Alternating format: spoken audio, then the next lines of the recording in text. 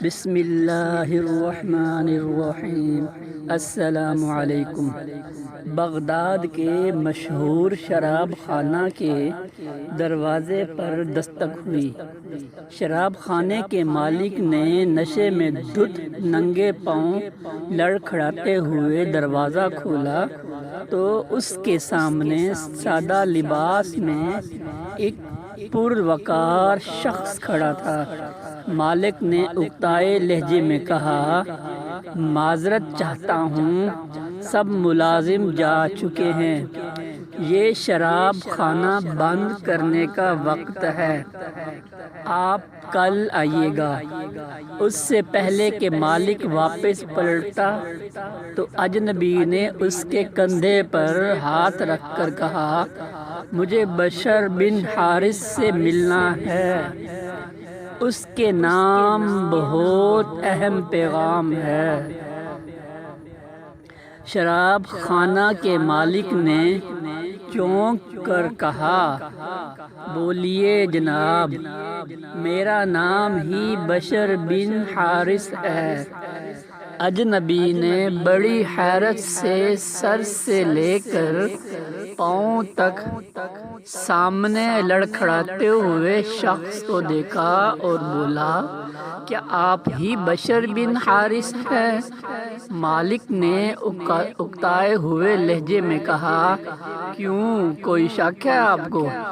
اجنبی نے آگے بڑھ کر اس کے ہاتھوں کو بوسہ دیا اور بولا، سنو بشر بن حارث، خالق ارض و سما نے مجھے کہا ہے کہ میرے دوست بشر بن حارث کو میرا سلام عرض کرنا اور کہنا، جو عزت تم نے میرے نام کو دی تھی وہی عزت رہتی دنیا تک تمہارے نام کو ملے گی۔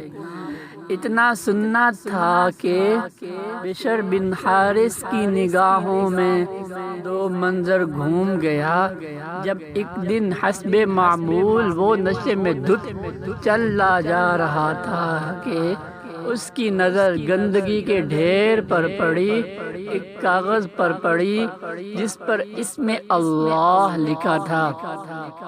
بشر نے کاغذ کو بڑے احترام سے چوما، صاف کر کے خوشبو لگائی اور پاک جگہ رکھ دیا اور کہا، اے مالک عرش العظیم، یہ جگہ تو بشر کا مقام ہے، تمہارا نہیں۔ بس یہی ادا بشر بن حارث کو بشر حانی رحمت اللہ علیہ بنا گئی۔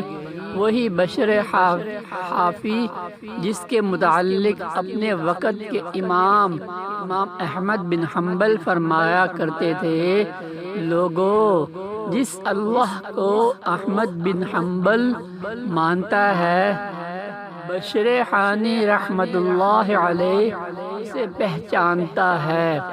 کوشش کریں کہ کہیں اخبار یا کاغذ کے کسی ٹکڑے پر اللہ پاک یا نبی پاک صلی اللہ علیہ وسلم یا مقدس ہستیوں کا نام نظر آئے تو اسے کسی پاک جگہ پر رکھ دیا کریں۔ حوالہ طبقات صوفیہ